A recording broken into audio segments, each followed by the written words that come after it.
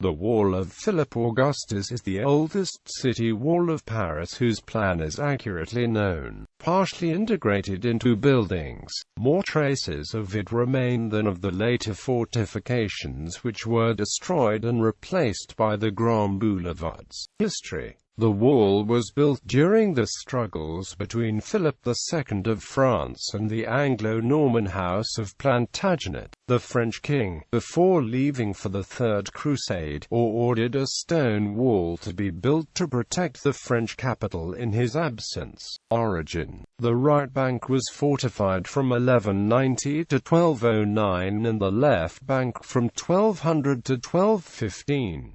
The difference in completion dates was probably strategic. The Duchy of Normandy was in the hands of the English Plantagenet dynasty, so an attack would most likely come from the northwest. Philip Augustus decided to build the fortress of the Louvre to strengthen the defense of the city from attack from the Seine. The left bank was less urbanized and less threatened and thus considered less of a priority. Evolution. Despite the construction during the 14th century of Charles V's wall encircling Philip Augustus's wall on the left bank, the latter wall was not demolished.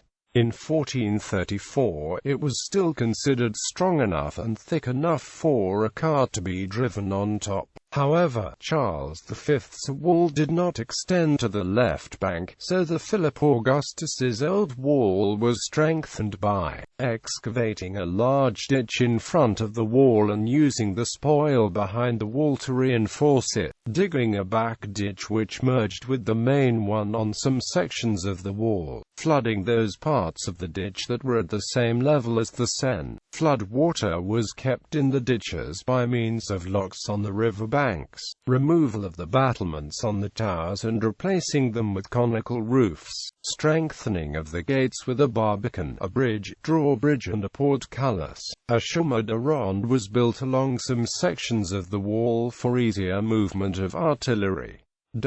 Destruction. In 1533, Francis I demolished the right bank gates and authorized the leasing of the land enclosed by the wall without authorizing the demolition of the wall itself. From the second half of the 16th century, these lands were sold to individuals, and often the cause of the dismantling of large sections of the wall. The left bank wall followed the same path under Henry IV.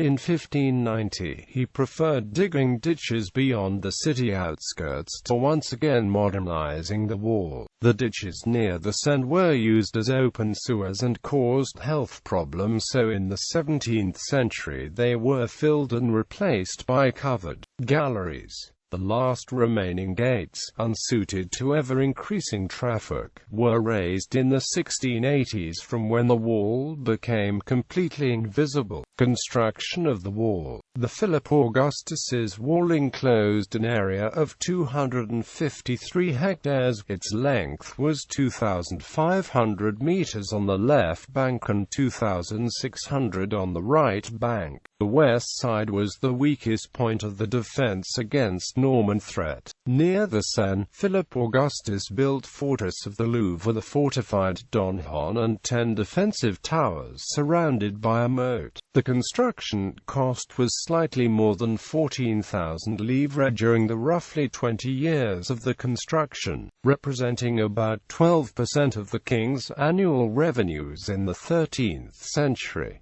City wall. The wall was between 6 and 8 meters high, including the parapet, about 3 meters thick at the base. It was made from 2 walls of large ashlar-faced limestone blocks, reinforced with an infill of rough-hewn stone rubble and mortar. The wall was topped with a crenellated 2-meter-wide chemin de ronde. Towers and bastions. The wall had 77 semicircular towers at 60-meter intervals. Each stood 15 meters high, with a 6-meter diameter and 1-meter thick walls. The bases were vaulted, but the higher floors were wooden planked. 4 huge bastion towers 25 meters high with a 10-meter diameter stood at the points where the wall met the Seine. The purpose was to defend the city against assault from the river. Heavy chains could be stretched across the river to prevent access. On the west side these were the Tour du Coin, right bank, near the Louvre; the Tour de Nesle, left bank.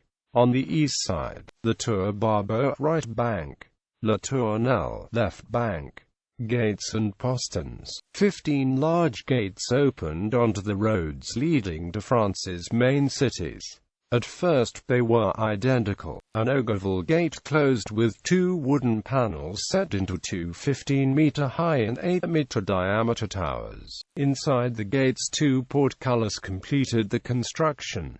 Simple postons piercing the wall were added to improve traffic flow. They could be walled up in times of danger. However, some postons were intended to be defended.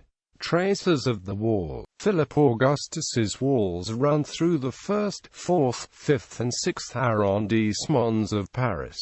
Left bank. It is possible to see traces of the wall in the streets along its outer side. These are Rue des Fossés Saint-Bernard, Rue du Cardinal Lemoine, Rue Blainville, Rue de l'Estrapade, Rue des Fossés Saint-Jacques, Rue Malebranche, Rue Monsieur le Prince, Rue de l'Ancienne Comédie, Rue Mazarine. Right bank. All traces have completely disappeared. It started from the Seine at the level of the current Pont des Arts, with the Gros Tour du Louvre foundations remain beneath the Cour Carrée. The wall then went north, then northeast to include the Église Saint-Eustache, and to east at the level of the Rue Etienne Marcel and the Rue aux Ours. The walls joined the Rue Saint-Antoine at the end of the Rue François Maron. Walls crossed the Isle Saint-Louis, then divided into 2 small islands.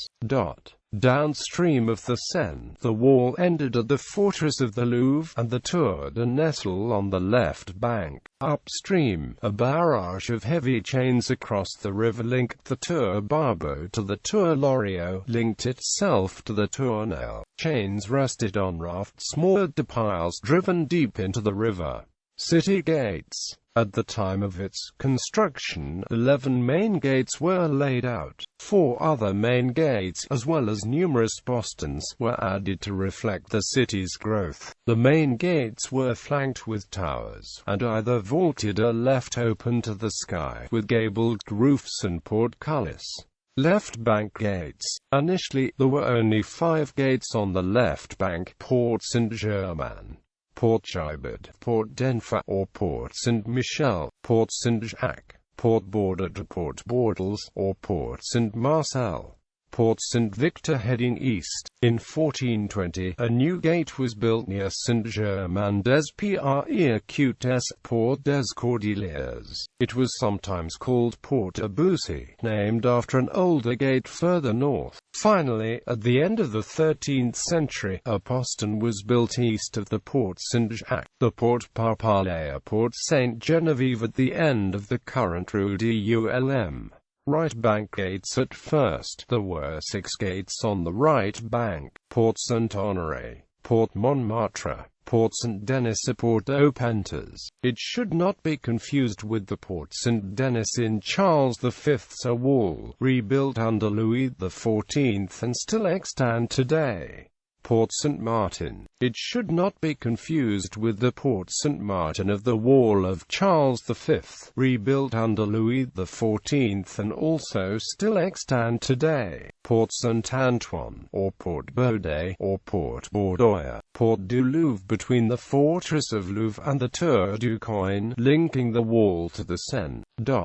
2 postons were built between the Porte Saint-Antoine and the Seine, as well as the Barbette poston. During the 13th century, other postons were added: Poterne Coquillerie, Poterne d'Artois, Poterne Beaubourg. The last gate was added in 1280, Porte du Temple. Remaining sections. Some sections of the wall remain visible n-degree 9 to 11 Rue du Louvre. It is possible to see the inner side of a tower and its base. It was rediscovered when a ventilation shaft was dug during the construction of the Paris Metro Line 14.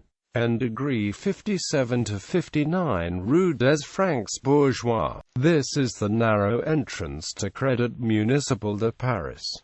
For the street, a brick tower is visible. It was built in the 19th century on medieval foundations. Two lines are drawn on the pavement of the courtyard, following the line of the curtain wall. At the corner of Rue Charlemagne and Rue des Jardins St. Paul may be seen the longest part of the wall as well as a quarter of the Tour. Montgomery, named after the captain of the Scottish Guard of Henry II who was jailed after accidentally killing the king during a tournament. This tower defended the Poterne St. Paul and is linked to another restored tower in the middle of the sports ground by a 7.6-metre high. N-degree 1 to 5 Rue Clovis. One of the best kept parts of the curtained wall is visible.